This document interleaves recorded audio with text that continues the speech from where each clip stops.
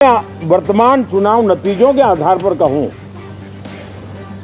तो जो विपक्ष में बैठे हुए साथी हैं, ये उनके लिए गोल्डन अपॉर्चुनिटी है।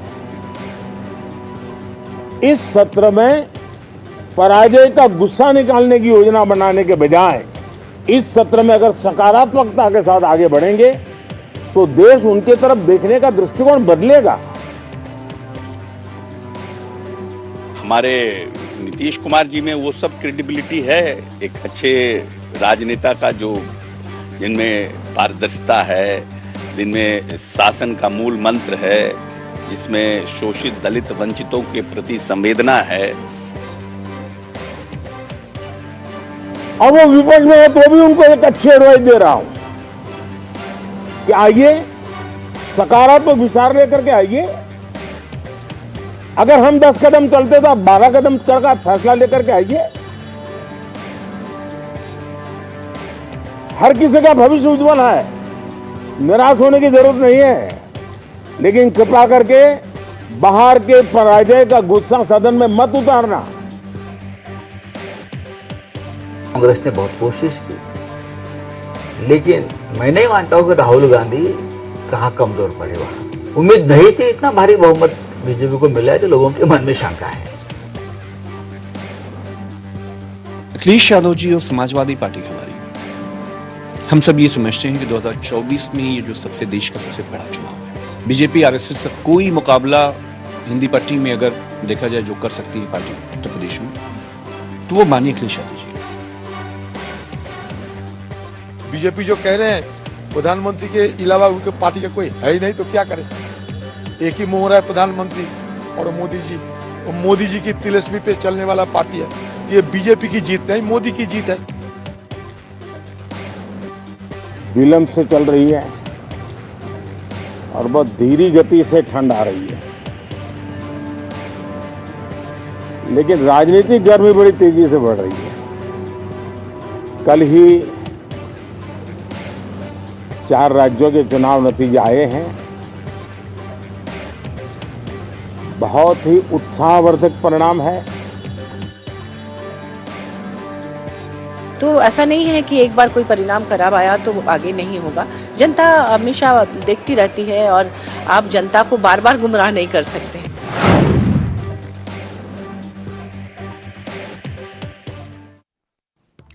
तो बीजेपी कह रही है कि मोदी मतलब जीत की गारंटी,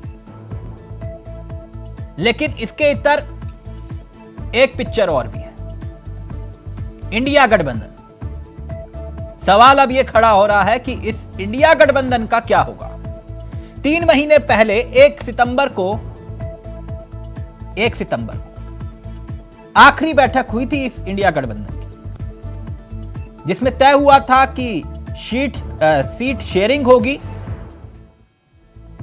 कैंपेन कैसे होगा और इसका लोगो क्या होगा, मुद्दे क्या क्या होंगे, ये तय होने थे। मगर 3 महीने गुजर गए और देखते ही देखते अब स्थिति यह हो गई कि 3 राज्यों में हार से हड़कंप मच गया।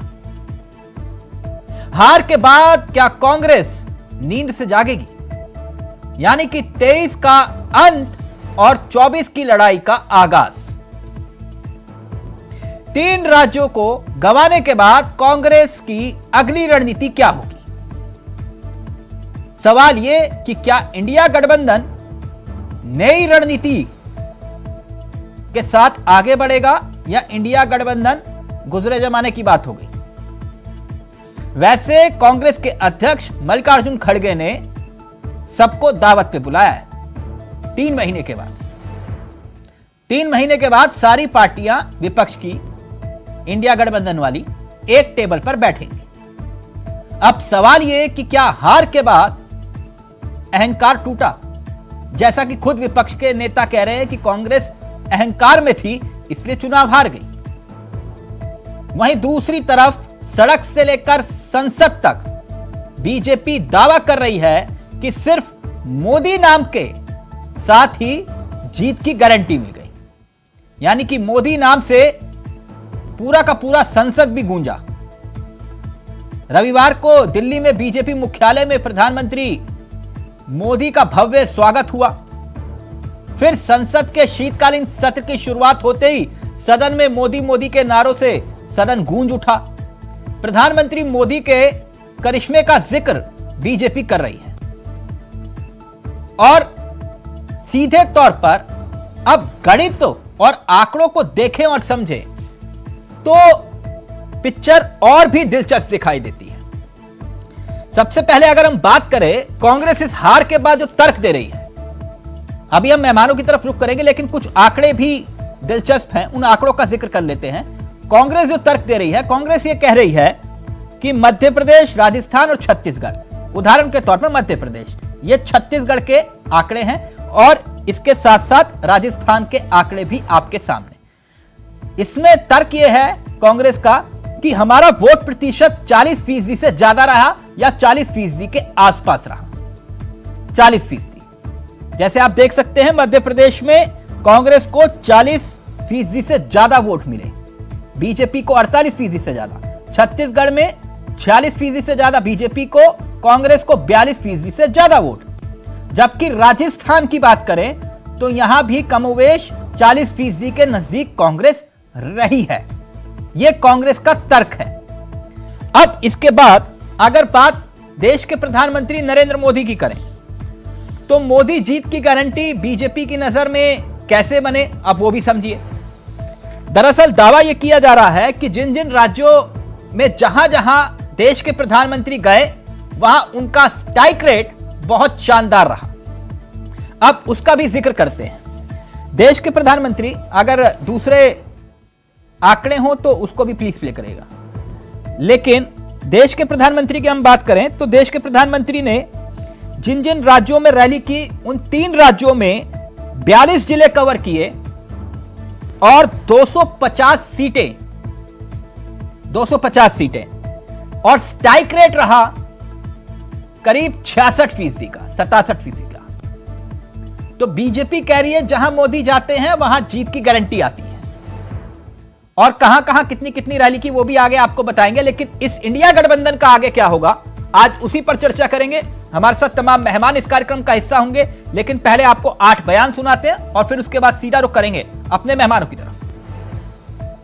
नीतीश कुमार जी में वो सब क्रेडिबिलिटी है एक अच्छे राजनेता का, जो जिनमें पारदर्शिता है, जिनमें शासन का मूल मंत्र है, जिसमें शोषित दलित वंचितों के प्रति संवेदना है और अपने 18 साल के कार्यकाल में उन्होंने बिहार जैसे राज्य में ये करके दिखाया है। अखिलेश यादव जी और समाजवादी पार्टी हमारी, हम सब ये समझते हैं कि 2024 में ये जो देश का सबसे बड़ा चुनाव है, समाजवादी पार्टी ज्यादा से ज्यादा सीटें जीतने की ताकत में है, शक्ति में है। बीजेपी आरएसएस का कोई मुकाबला हिंदी पट्टी में अगर देखा जाए जो कर सकती है पार्टी उत्तर प्रदेश में, तो वो माननीय अखिलेश यादव जी है। अपने बलबूते चुनाव जीत लेंगे और ग्लोरी किसी के साथ शेयर ना हो पाए, इस दंभ ने कांग्रेस पार्टी को पराजित किया।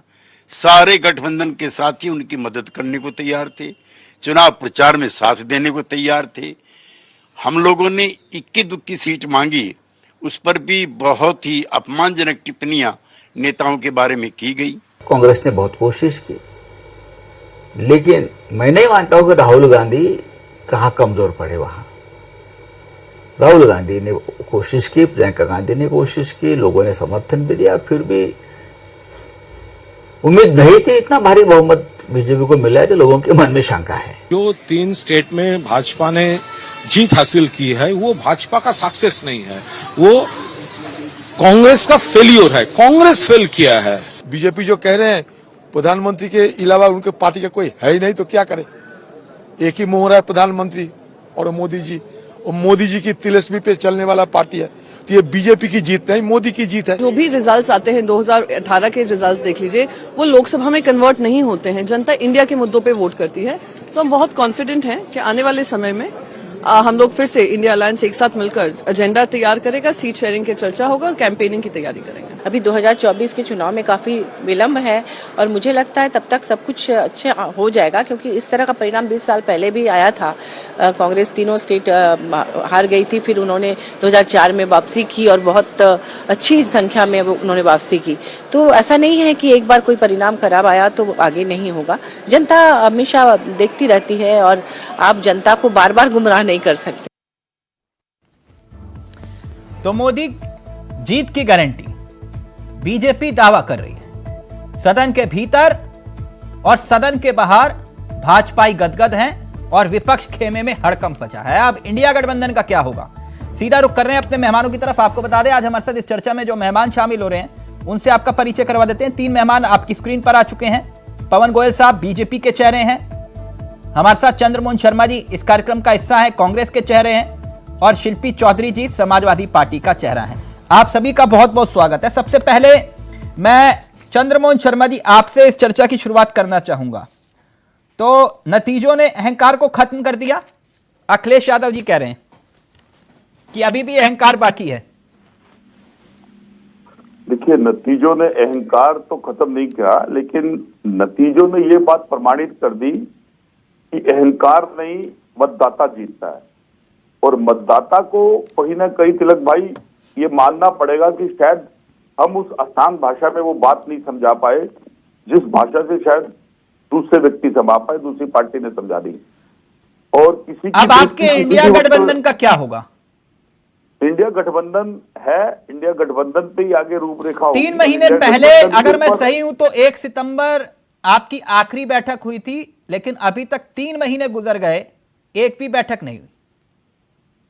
देखिए, इलेक्शन 3-5 स्टेट के थे, पार्टियां उस इलेक्शन में बिजी थी, अब इलेक्शन से फ्री हुई हैं। तो नीतीश जी ने बिल्कुल सही कहा था कि आपने 5 राज्यों के चक्कर में इंडिया गठबंधन को भुला दिया। नीतीश जी बिल्कुल सही कह रहे थे। इसका मतलब देखिए, अब क्या है कि जो कहेगा उसकी जो वक्तव्य है वो वक्तव्य उसकी अपनी जगह है। उस वक्तव्य के ऊपर भी गठबंधन होगा, उसमें बातचीत होगी, उसके अंदर एक दूसरे की बात के प्रश्नों का जवाब भी दिया जाएगा, क्योंकि ये तो है नहीं कि जवाब नहीं दिया जाएगा। लेकिन इंडिया तो आपने सबक लिया कि नहीं? अगर आप पूरे इंडिया गठबंधन को साथ लेकर चलते तो ये स्थिति उत्पन्न नहीं होती। अखिलेश यादव भी यही बात समझा रहे थे आपको। अब्दुल्ला परिवार वहां तक कह रहा था कश्मीर से। अब मेरे को अब बोलने दीजिएगा अब जरा, या तो आप पहले दूसरा कोई क्वेश्चन करना है, क्योंकि अभी तक जब तक मैं बोला हूं आपने बीच में इंटरप्ट करा तो मेरी बात पूरी हो नहीं पा रही। या तो आप मुझे कोई और क्वेश्चन दे दीजिए, मैं उसकी आपको जवाब दे दूं एक साथ। नहीं सर, मैं मानता हूं आज आप बहुत मुश्किल पिच पर खेल रहे हैं। नहीं, मुश्किल वो लोग होते हैं जो डरे होते हैं, जो कमजोर होते हैं। मुश्किल का कांग्रेस का जो वर्कर है वो मुश्किल में नहीं होता तिलक भाई। ये परिभाषा बदल दीजिए आप, और मेरे साथ तो कभी रखिएगा। नहीं, मैं जानता हूं आप बहुत धुआंधार बल्लेबाज हैं, लेकिन आप कह रहे हैं तो मैं समझ रहा हूं। अब मेरी बात, आप अपनी बात रखिए, मेरे वक्तव्य को पूरा देखिए। हार जीत कभी भी ये पैमाना सेट नहीं करती कि आप डरे हुए हैं या आप घबरा रहे हैं। हार जीत राजनीति के अंदर आप रहेंगे तो हार जीत का सामना आपको करना पड़ेगा, कोई भी पार्टी होगी। मैंने आपसे क्या बात बोली है कि सबसे सरल और आसान भाषा ये है कि कहीं ना कहीं हमारे से वो बातें जो हमने सूबे की जनता के लिए तैयार करी थी, वो बातें हम उन सूबे की जनता तक उस सरल भाषा में नहीं पहुंचा पाए जो हमारे विपक्षी ने पहुंचा दी। अब वो उसका मैटर क्या था, उस पर क्या चीज थी, क्या सनातन को मैं नहीं मानता, क्या मजहब को मैं नहीं मानता, लेकिन अगर मजहब का मुनायरा करना और मजहब को तवीज करके सामने लाना हम नहीं कर पा रहे और दूसरा कर रहा है, तो ये मुद्दे चर्चा के होंगे जिसे पार्टी अब संज्ञान में लेगी। हम लोग भी उस पर लगातार निष्कर्ष देंगे।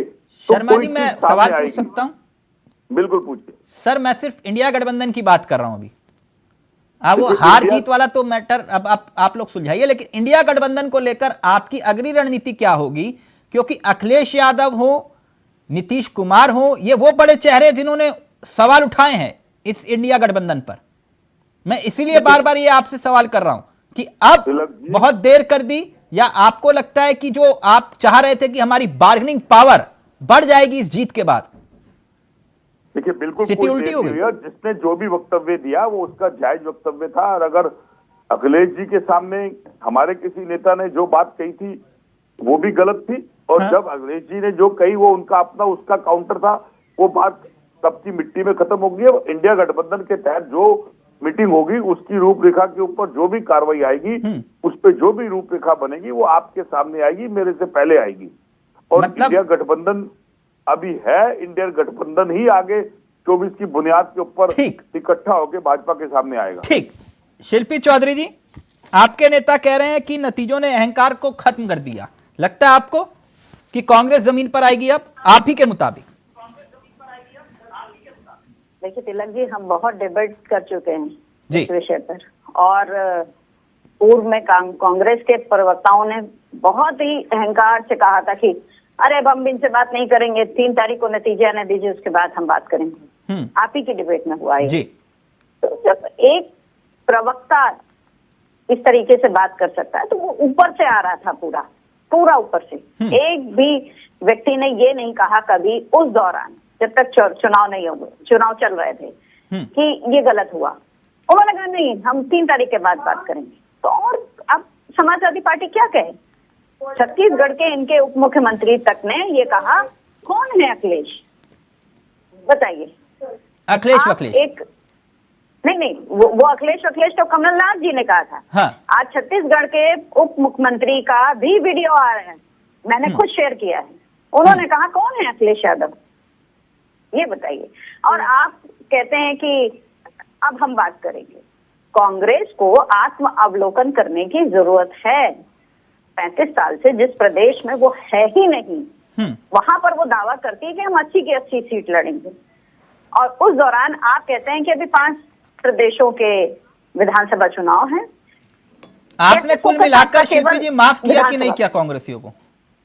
ये तो देखिए, पब्लिक सेंटिमेंट हर्ट करने की इनको सजा मिल रही है। राजनीति इस तरीके से नहीं होती। आपने देखा होगा कि हमारे नेता, यानी इन्होंने छोटों का अपमान किया, जो बात जेडीयू कह रही है। मुझे बात करने दीजिए। पूरा पब्लिक सेंटिमेंट हर्ट तभी होता है जब ये कहते हैं कि चौकीदार चोर है, जब ये ट्रेंड कराते हैं पनौती। इस तरीके से राजनीति आप करेंगे तो आपको यही नतीजे मिलने वाले हैं। मैं बिल्कुल बता रही हूँ। नहीं शर्मा जी, ये बात मैं आ रहा हूँ गोयल जी आपके बाद, इसके बाद। लेकिन ये बात जो शिल्पी जी कह रही है कि ये बात कहीं ना कहीं संकेत, आज देश के प्रधानमंत्री ने भी, नकारात्मक राजनीति जो आप कर रहे हैं उसका असर जो है उल्टा कांग्रेस पर ही पड़ रहा है। जो पनौती वाला मसला था जिसका जिक्र शिल्पी जी कर रही है। Let me complete. मैं आ रहा हूँ, 1 मिनट शिल्पी जी, 1 मिनट, मैं आप ही की बात करूं। मुझे इनको एक बात और कह देने दीजिए। जी बोलिए। शर्मा भाई सब कहेंगे। हाँ। मैंने कहा पब्लिक सेंटिमेंट हर्ट। आज तक हम लोगों ने राहुल गांधी जी को पप्पू नहीं कहा होगा, लेकिन जब हमारे नेता को कहा गया कि कौन है अखिलेश, तो हम उसका क्या जवाब देंगे? हम उसका यही जवाब देंगे। हम आपका विरोध नहीं करें, हम आपका सहयोग नहीं करेंगे। देखिए, एक तो सबसे पहले कोई भी चैंपियन सेमीफाइनल जीत जाए तो जरूरी नहीं कि फाइनल जीत जाता है, पहला। और अगर एक बॉलर 1 ओवर के अंदर पिट जाए तो वो बॉलर ना रहे, ये हो नहीं सकता।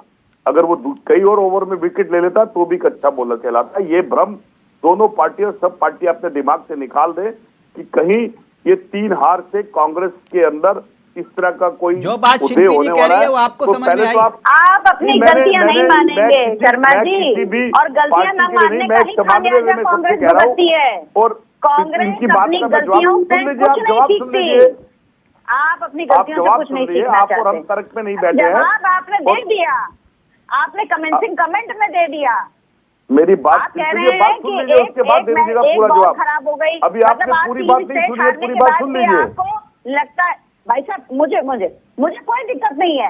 मैं कह रही हूँ आप मेरे नेता को कुछ भी कहिए, लेकिन मेरे नेता के जो लाखों फॉलोवर्स हैं, करोड़ों में भी वो संख्या हो सकती है, उनको वो फर्क पड़ता है। और यही चीज आपको हर नेगेटिव कमेंट से पहले सोचना चाहिए। देखिए, आपने बात कीजिए, बात सुन लीजिए। सुनने की शक्ति भी तो रखिए ना, बोलने के बाद सुनने की शक्ति रखिए। देखिए, बेसिक जो बात हम कौन है, यही तो कहा गया, कौन शिल्पी जी, सुनने की शक्ति भी तो रखिए। अरे हम तो कह ही रहे हैं हम कौन हैं। अब सुनिए तो सही, अब सुनिए। देखिए, आपका वक्तव्य यहाँ गलत है कि हमारे किसी भी हाईकमान ने इस बात का विरोध नहीं करा। विरोध करा था, इसी विरोध के तहत आपके साथ बात भी हुई थी और फोन पे अखिलेश जी से हाईकमान की बात भी हुई थी, और उसके ऊपर जो भी स्टोरी का सिस्टम था मेंटेन हुआ था, और वो बात पीछे दब गई थी। आपके प्रदेश अध्यक्ष आलाकमान की राय के बिना बोल रहे थे। कतई आपका नहीं शर्मा अधिकार है जी, इस कतई बात को नहीं। कहना, अजय इसीलिए राय आपकी जी बात को लगातार सिर टिप्पणी माथे करते सुना भी जा रहा रहे। है। अजय राय लेकिन जी लगातार टिप्पणी करते रहे।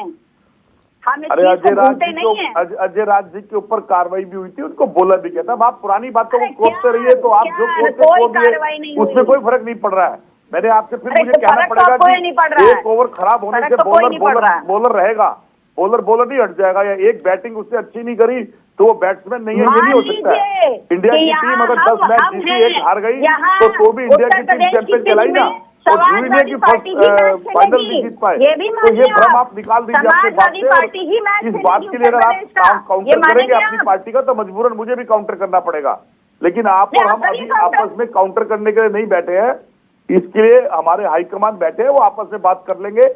जब कोई दिशा निर्देश आएगा उसके ऊपर हम आपस में बात कर लेंगे। अभी कोई दिशा निर्देश हमारा आपस शर्मा में जी, टकराव का नहीं है। शर्मा जी बहुत गलत ट्रैक पे बहुत जा रहे हैं आप। राजनीति में बड़े नेता अपने मुंह से कुछ नहीं कहते, छुड़वैये नेताओं से कहलवाते हैं। शर्मा क्या ये जी, मुझे आपको बताना पड़ेगा? शर्मा जी, शिल्पी जी, इस बात से तो मैं सहमत हूँ। और ये एक बात शर्मा जी, आप लोग मतलब कांग्रेसियों को समझ लेनी चाहिए, ये समाजवादी पार्टी है, ये समाजवादी पार्टी है, थोड़ा संभल के, ठीक है ना सर? शर्मा जी, पवन गोयल साहब, गोयल जी, दिन तो आप ही का है, फूल खिले हैं गुलशन गुलशन चारों तरफ, लेकिन जो कांग्रेस तर्क दे रही है उस पर भी आ जाते हैं। मगर पहला कमेंट आपका, ये इंडिया गठबंधन का आपको क्या लगता है कि क्या होने वाला है? क्योंकि इसका जिक्र देश के प्रधानमंत्री ने भी किया।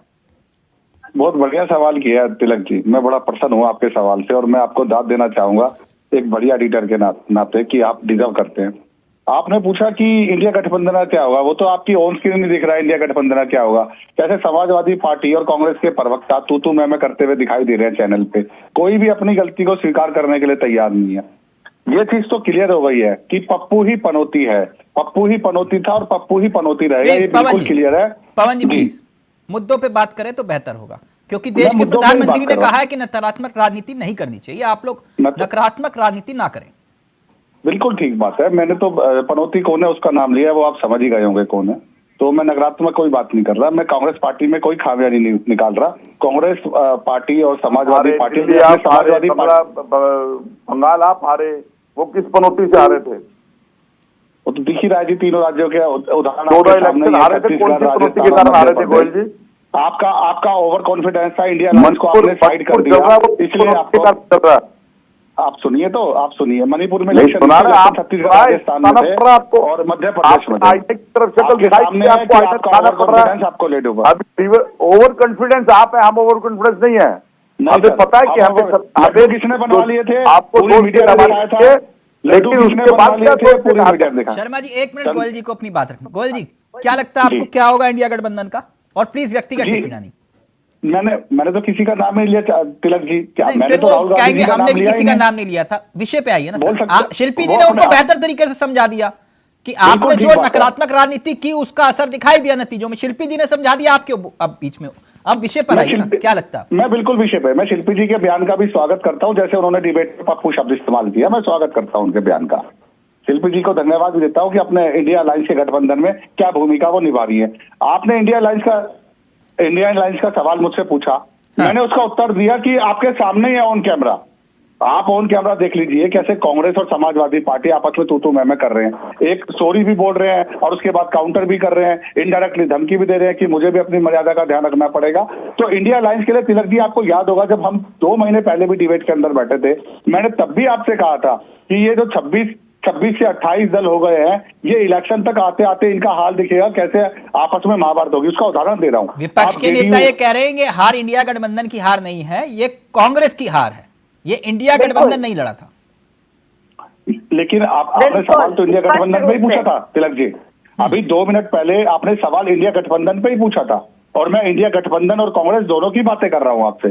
अगर मैं अपनी बात कंप्लीट कर पाऊं तो आपको बड़ा बढ़िया उत्तर मिलेगा। आप जेडीयू के नीतीश कुमार जी को देख लीजिए किस तरीके से उन्होंने जवाब दिया। समाजवादी पार्टी आपके सामने बैठी है, अरविंद केजरीवाल जी क्या छत्तीसगढ़ और राजस्थान में बोल के आए थे, उसी पार्टी को चोर और भ्रष्टाचारी बता रहे थे, जिसके साथ उन्होंने 2024 के इलेक्शनों में गठबंधन करना। तो आप इससे इंडिया अलायंस की भूमिका खुद ही ये तैयार हो जाती है। हरियाणा और हिमाचल और कर्नाटक जीतने के बाद कांग्रेस इतनी ओवर कॉन्फिडेंस हो गई कि इन्होंने पिछले कितने समय से इंडिया अलायंस के साथ कोई मीटिंग नहीं की। जैसे ही चुनाव के नतीजे आते हैं, इंडिया अलायंस की बैठक के लिए खड़गे बोल देते हैं और उसके बाद चैनल पे बैठ के कांग्रेस की पार्टी के प्रवक्ता, समाजवादी पार्टी के प्रवक्ता इस तरीके से लड़ते हैं जिस तरीके से मैं तो मेरे पास शब्द नहीं है। जी तिलक जी प्लीज।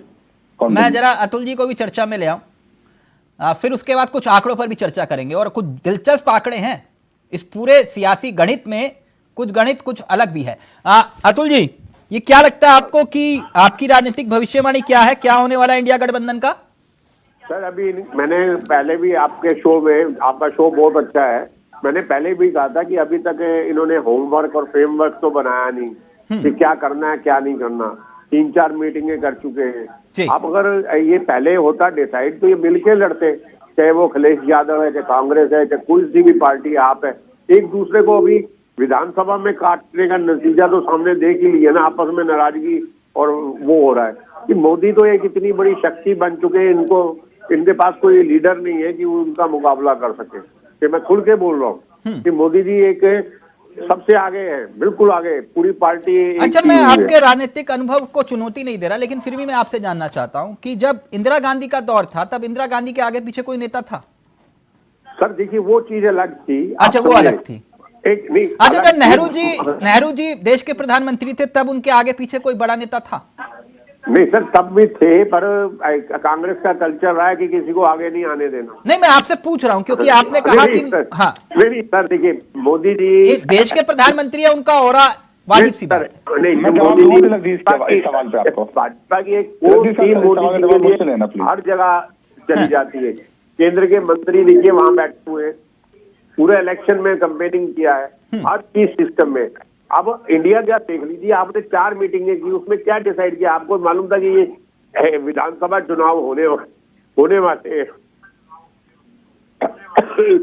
जी होने वाले, तो आप आपस में बैठ के कुछ तो करते हैं, एक एजेंडा तैयार करते कि इस लेवल पे हम लड़ेंगे, इतनी टिकटें इसको देंगे। जैसे समाजवादी को अगर मध्य प्रदेश या छत्तीसगढ़ में दे देते और आप वही वाला हो गया जैसे महाभारत में भाई 5 गांव दे देते तो महाभारत ना होती। इंडिया में एक चीज है कि अभी अगर ये कांग्रेस का कोई प्रमुख इंडिया का हेड बनता है तो ये जितने भी हैं और ज्यादा बिखर जाएंगे। हाँ, वहाँ पे एक बिल्कुल मैं जल्दी से शर्मा जी इस पर रिएक्ट चाहूंगा कि आप लोग जो चाह रहे थे कि भैया पहले जीत जाए फिर उसके बाद बताएंगे, और अब वो अतुल जी कह रहे हैं प्रधानी की दावेदारी नहीं कर पाओगे आप। सर प्रधानी की तो इनको लेनी नहीं चाहिए, कहना चाहिए हम आपके साथ हैं, हम आपको ज्यादा अपना MP जीत के। नहीं तो फिर आप दूसरी तरफ ये भी तो कह रहे हैं ना कि भाई कांग्रेस किसी को आगे भी नहीं बढ़ने देती। नहीं सर, अब थोड़ा झुकना तो पड़ेगा। अगर इतनी बड़ा आप पार्टी के, दुनिया की सबसे बड़ी पार्टी के सामने, ठीक, बड़ी पार्टी के सामने ठीक, तो कुछ पहले शर्मा जी आप, फिर मैं आंकड़ों पर आ रहा हूँ। शर्मा जी वो ये कह रहे हैं कि झुकना पड़ेगा, अगर आप झुकेंगे नहीं तो ये गठबंधन नहीं बन पाएगा आपका, और यही बात शिल्पी जी कह रही है। शर्मा जी एक मिनट सर, जितना झुकता है पेड़ उतने ही फल लगते हैं। सही कह रहे हैं, बिल्कुल सही। ये तो इतिहास में भी लिखा है और प्रैक्टिकल भी है। हाँ। अगर समाजवादी को साथ लेके अखिलेश को लेके राहुल गांधी अपनी गाड़ी में कहीं निकल जाते तो फर्क तो पड़ता है कि ये वोट है, ये इकट्ठे है। आने वाले टाइम में भी तो इनको पता चलता कि ये इकट्ठे है। अगर बीजेपी को देखना चाहिए ना सर। जल्दी से शर्मा जी, फिर मैं आंकड़ों पर आ रहा हूँ।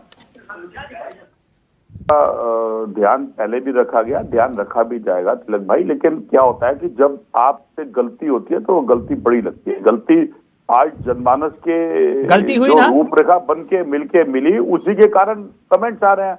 जबकि इन स्टेटों में जहां इलेक्शन हुए वहां पर दूसरी पार्टी को जनाधार और दूसरी पार्टी एप्लीकेबल नहीं थी, और इंडिया गठबंधन के अंदर इन स्टेटों की चर्चा नहीं हुई थी।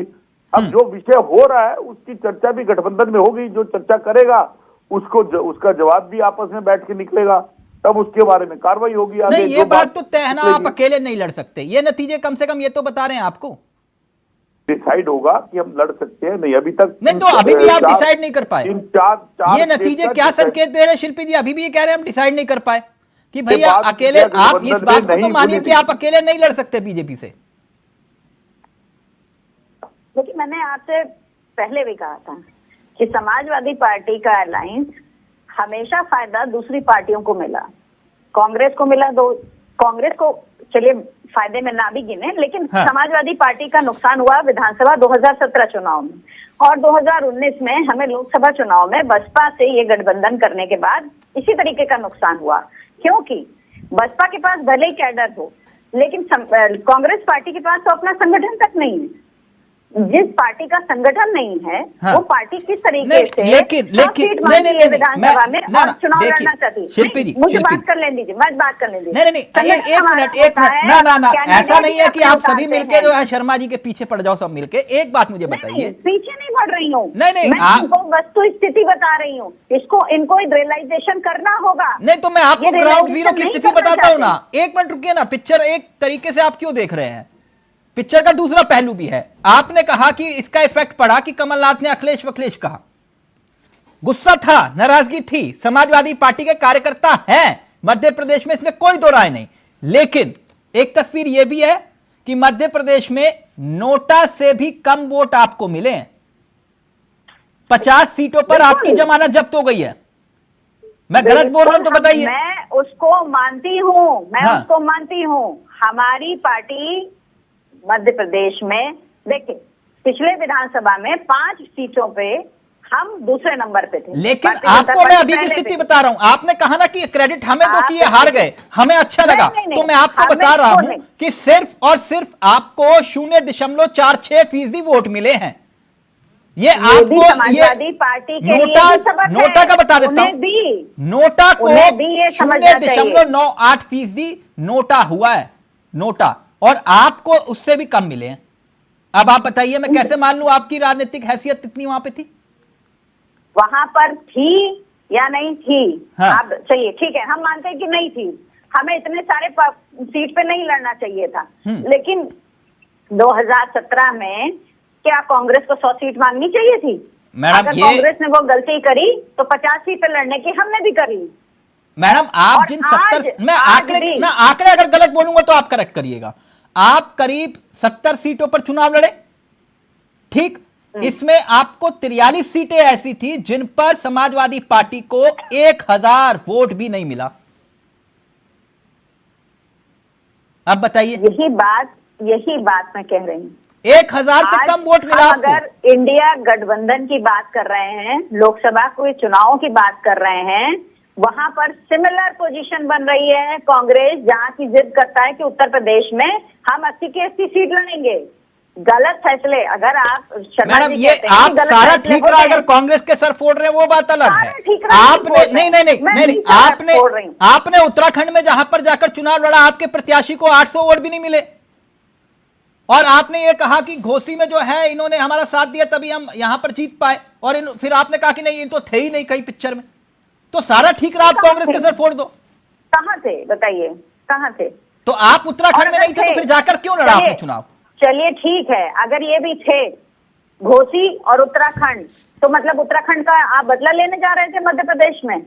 अच्छा, तो मतलब आपको इजाजत है कि बिना पूछे आप जाके प्रत्याशी उतार दो जहां पे आपका वजूद नहीं है, और आप इनसे पूछ रहे हैं कि आपका वजूद क्या है? हमने उत्तराखंड में ये भी तो नहीं कहा हाँ। कि हम लोकसभा के लिए गठबंधन करके चल रहे हैं। ठीक, इन्होंने कहा ना ये कि ये तो गठबंधन केवल लोकसभा के लिए है, हाँ विधानसभा के लिए नहीं है।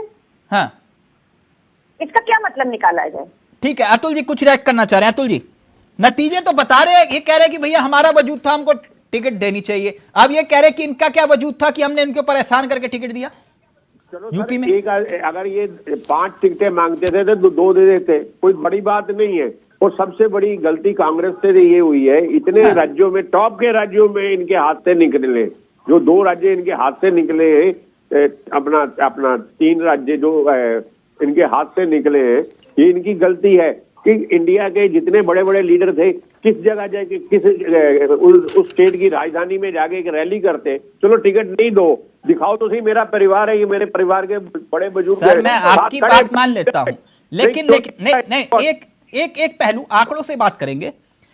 अगर मैं मध्य प्रदेश में समाजवादी पार्टी का जिक्र करूं तो मध्य प्रदेश में 0.46% वोट मिले, ठीक। राजस्थान में समाजवादी पार्टी को 0.1%, यानी कि बिल्कुल 0। छत्तीसगढ़ में समाजवादी पार्टी का मैं जिक्र करूं तो 0.04%। ठीक, अब इसके विपरीत बहुजन समाज पार्टी की बात करूं, जिनके कहा जाता है कि इनके नेता तो बाहर ही नहीं निकलती, उनको जो है समाजवादी पार्टी के इतर मध्य प्रदेश की बात करूं तो 3% से ज्यादा वोट मिले। राजस्थान में 2% के करीब वोट मिले जहां वो चुनाव लड़ी। और इसके अगर वाकई आप कह रहे हैं कि इंडिया गठबंधन का असर है, तो आम आदमी पार्टी, जैसे मैंने समाजवादी पार्टी का जिक्र किया, आम आदमी पार्टी ने 66 सीटों पर मध्य प्रदेश में प्रत्याशी को उतारा और वोट मिले आधे फीसदी से भी कम। राजस्थान में 85 सीटों पर उतारा और 0.38%। यह स्थिति है सर, ये इंडिया गठबंधन के चेहरे हैं और यही दावा कर रहे हैं कि हम साथ होते तो जीत जाते। तो यहां तो ये बता रहे हैं कि जनता ने इनको भी नकार दिया। अतुल जी पहले आप, फिर पवन जी आपके पास आ रहा हूं। सर देखिए, अभी भी इंडिया, मैं बार बार कह रहा हूँ, इनको जैसे घर का एक बड़ा बुजुर्ग होता है ना, हाँ। तो वो इकट्ठा करता है। इनके पास वो चीज नहीं है, वो सिर्फ कांग्रेस पे डिपेंड है। अब इतना इनमें किसी उसमें हिम्मत नहीं है कि आप इसको कर दो।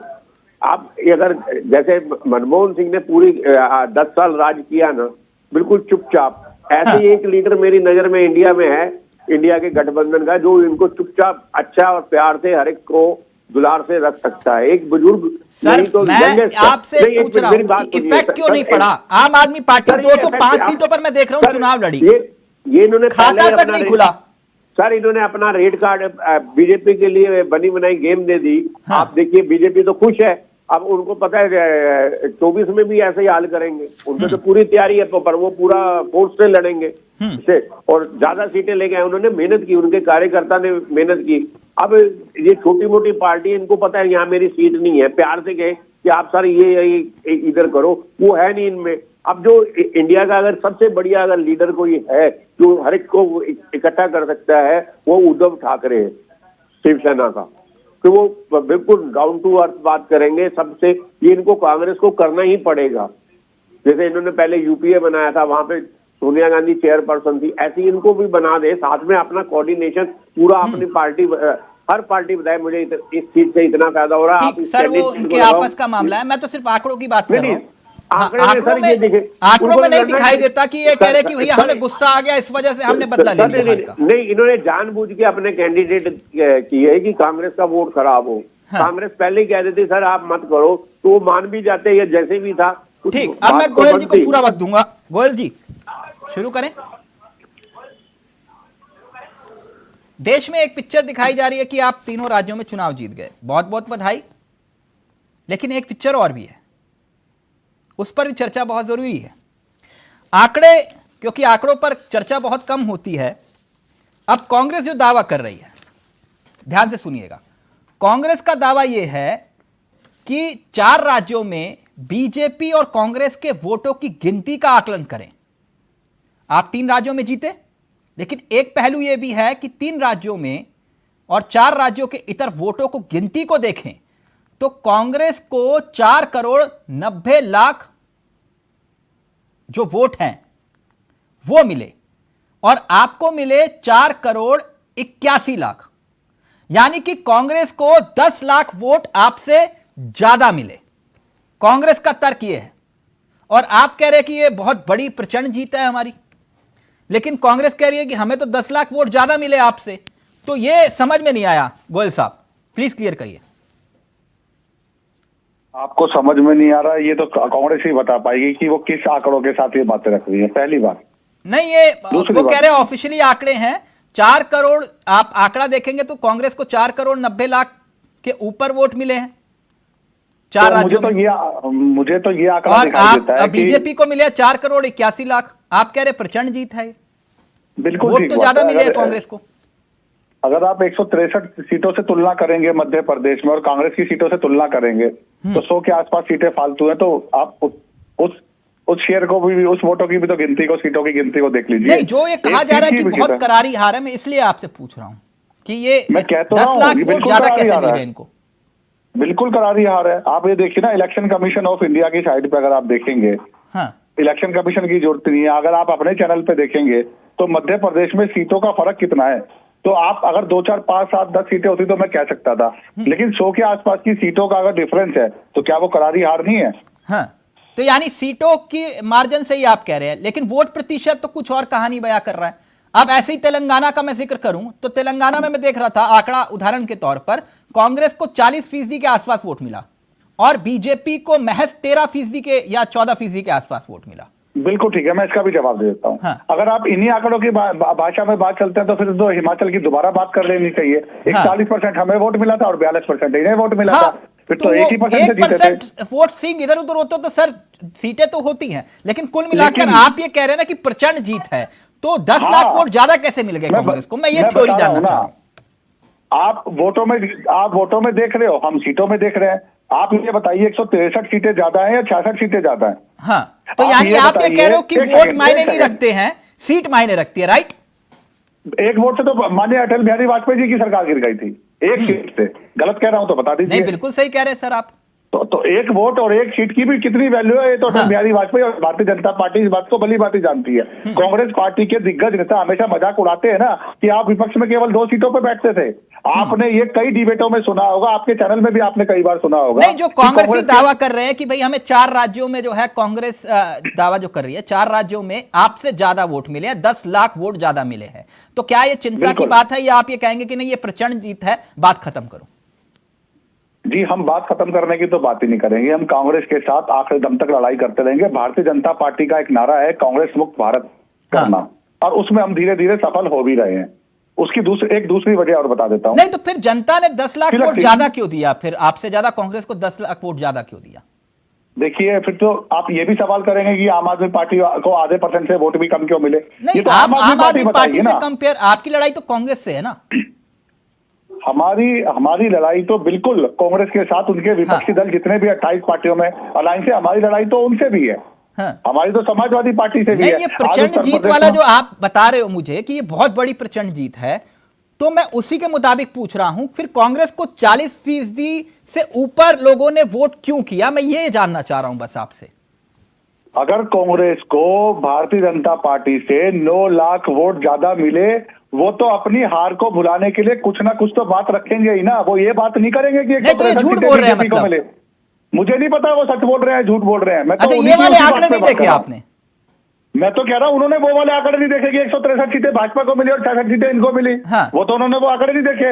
इन्होंने तो छत्तीसगढ़ में सीना ये कह रहे हैं वो आंकड़े जो दिखाए गए वही देखे हैं हमने सबने, लेकिन ये वाले आंकड़े नहीं देखे कि 10 लाख से ज्यादा वोट मिल गए कांग्रेस को। बिल्कुल, ये कांग्रेस तो उनको देखना ही नहीं चाहती है, इस बात को स्वीकार ही नहीं कर। आपको मैं एक बात और बता दूं, कल इलेक्शन के टाइम पे, रिजल्ट के टाइम पे कांग्रेस दफ्तर पर ईवीएम के लेकर भी नारे लग गए थे।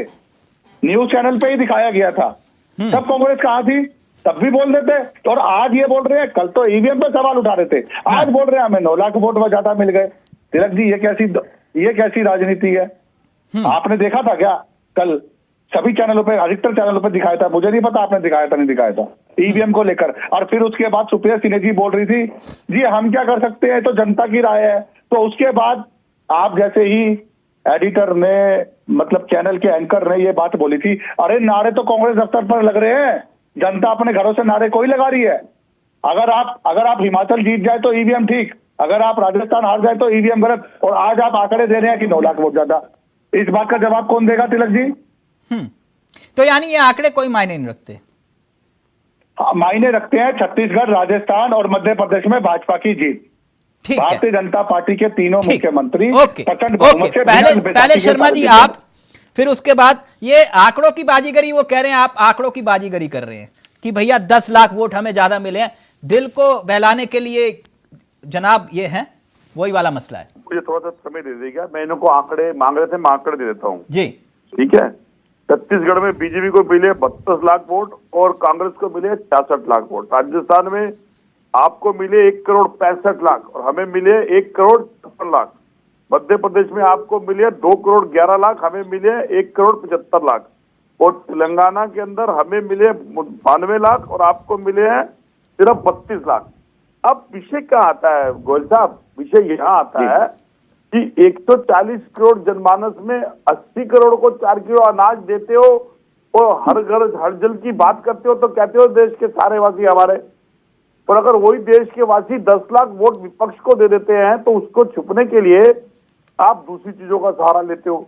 मैंने तो पहले आपको बधाई दी कि हम किसी बात को समझाने में नहीं नाकाम रहे, जिसके कारण कुछ कमियां रही होंगी और उस कमियों का रिजल्ट ऐसा आया। कमी तो बता दी शिल्पी जी ने, अहंकार छोड़ दो। इसका मैं शिल्पी जी को भी दे देता हूँ, कोई बात नहीं जवाब। जिन विषयों को आपने उठाया था, मैंने मर्यादा और सभ्यता के कारण नहीं उठाया था, और अगर हमारी खामोशी को कोई कमजोरी समझेगा तो उसका अभिमान होगा, हमारा नहीं होगा। हम अभी भी उस आंकड़े को नहीं शो करना चाहते, क्योंकि एक गठबंधन के तहत ठीक है आपका गुस्सा जायज है, उसको मानते हैं, लेकिन अगर आप उस गुस्से पे ये कहोगे तो फिर खामोशी को कमजोरी ना समझा जाए, ये आपको भी एहसास रखना पड़ेगा, क्योंकि आप हमारे गठबंधन के शिल्पी जी भी है, खामोश तो वो भी है। क्या बात कर रहे हैं? नहीं, मैंने शिल्पी जी के लिए कहा है ये कि ये चीजें जितनी उछलेंगी उतने ही दोनों पार्टियों को, दोनों को नुकसान करेंगी, जिसका बेनिफिट भाजपा को जाएगा। वो तो अभी जब मीटिंग होगी उसमें देखिए ना, परिवार बैठ के इस विषय में बात होगी, उसका जवाब आप और हम नहीं दे सकते, क्योंकि हम उस गठबंधन में नहीं जाएंगे। उस गठबंधन के अंदर जो सीनियर लोग जाएंगे उनके थ्रू जो दिशा आएगी उस पर विचार होगा, उस पर बात करा जाएगा। लेकिन ये कैसे हो सकता है कि आपके प्रदेश अध्यक्ष उल्टा सीधा बयान दें और आपका आला कमान खामोश रहे, और फिर आपका हो कि हमारे आला कमान ने तो कहा ही नहीं? मैं अभी कोई कमेंट नहीं करूंगा। अभी इसके ऊपर आप करोंद रहे हैं, आप एक अच्छे पत्रकार हैं, लेकिन बात यह है कि भाजपा को अब जिम्मेवारी बन जाती है कि वो छत्तीसगढ़ के अंदर, राजस्थान में लाल डेयरी का जिक्र पूरा करे, और छत्तीसगढ़ के अंदर जो वो ऐप का जिक्र पूरा करे और उसकी सच्चाई दिखाए।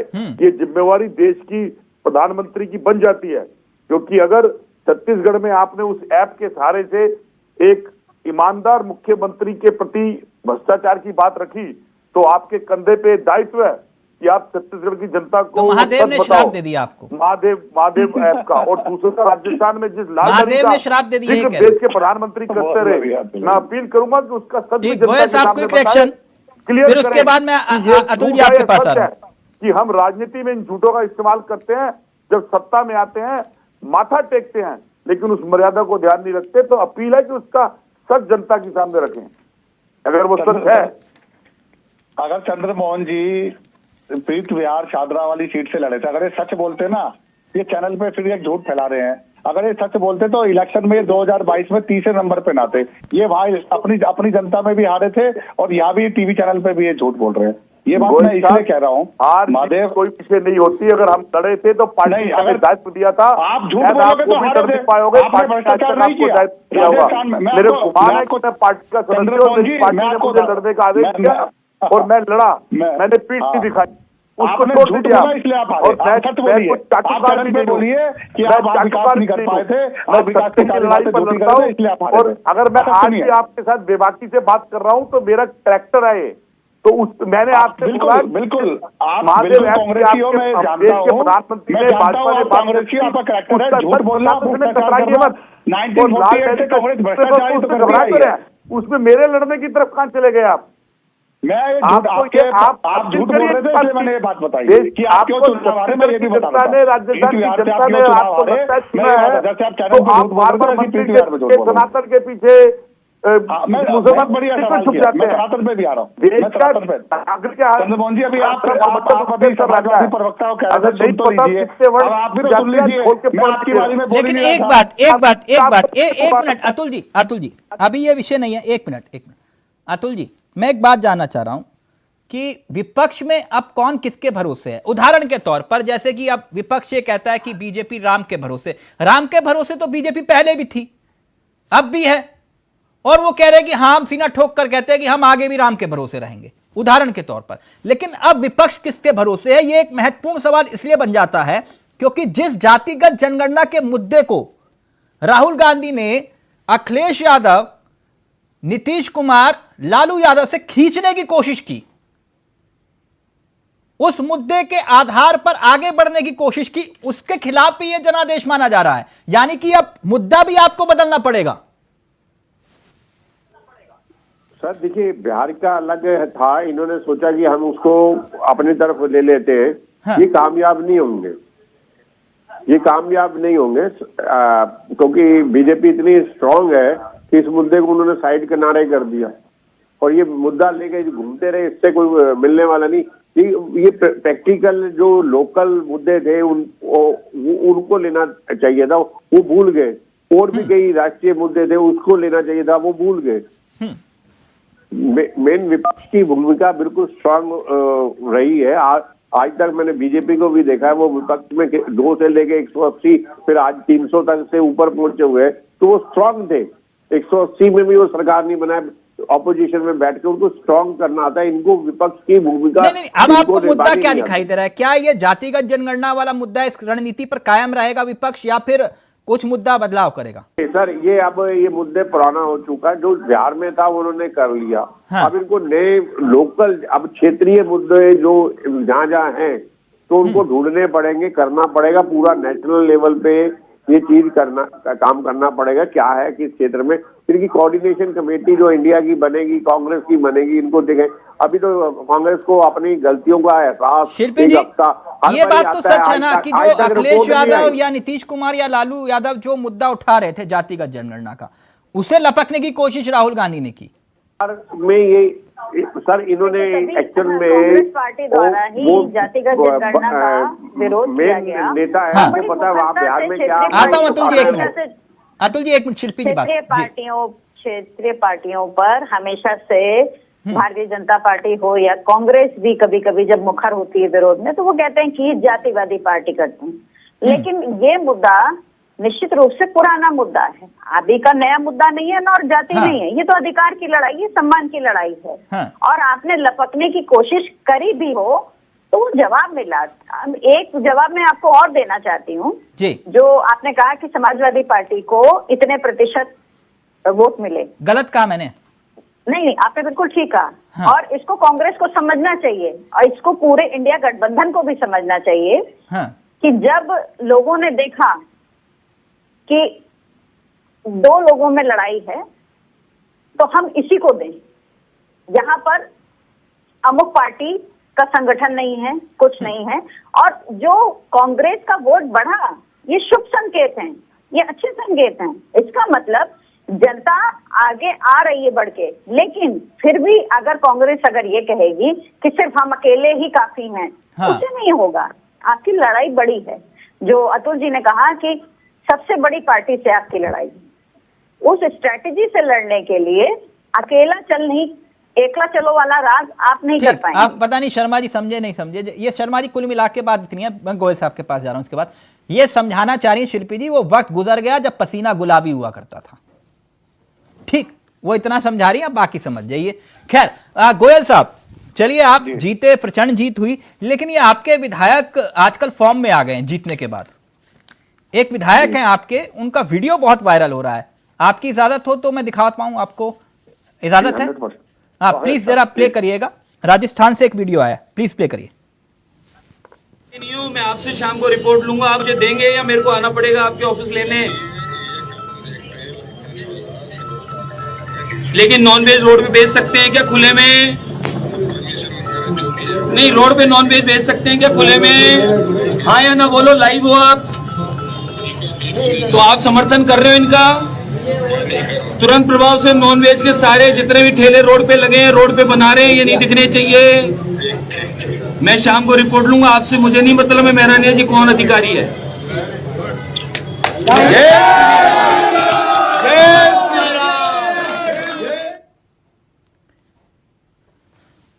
पवन गोयल साहब, सुना आपने ये बयान? जी। आपके विधायक हैं हवा महल से, अभी विधायक बने कुछ घंटे पहले। हाँ, वो कह रहे हैं कि बंद कर दो सारी दुकानें। जी जी जी, नहीं, गलत। हाँ जी, वो ये कह रहे हैं कि ये जितने भी ठेलों पे नॉन वेज बेचा जा रहा है गलत तरीके से, इसे बंद कर दो। नॉन वेज बेचने के लिए आपको एक लाइसेंस लेना पड़ता है निगम से। हाँ। आप वो लाइसेंस दिखा दीजिए, आप बेच सकते हैं। नहीं, मैं आपकी बात से सहमत हूं, लेकिन एक मिनट, एक सेकंड, मेरी बात पूरी होने दीजिए। जिसके पास लाइसेंस नहीं होगा उसको जाहिर सी बात है दुकान बंद करनी पड़ेगी। निगम की जो धज्जियां उड़ाएगा, जाहिर सी बात है उसको पालन करना पड़ेगा। ठीक है, बिल्कुल सही कहा आपने। राजस्थान में नॉनवेज के ठेलों पर छोटे जो बड़े, आपने कहा कि ठेलों पर बंद कर देना चाहिए, बिल्कुल बात सही है आपकी। लेकिन एक मिनट सर, गरीब के ठेले को क्यों उजाड़ते हो सर? 5 स्टार होटल बंद करवाओ तो मानूं मैं, ये 5 स्टार होटल में जो बिकता है उसको बंद करवा दो तो मैं मानूं।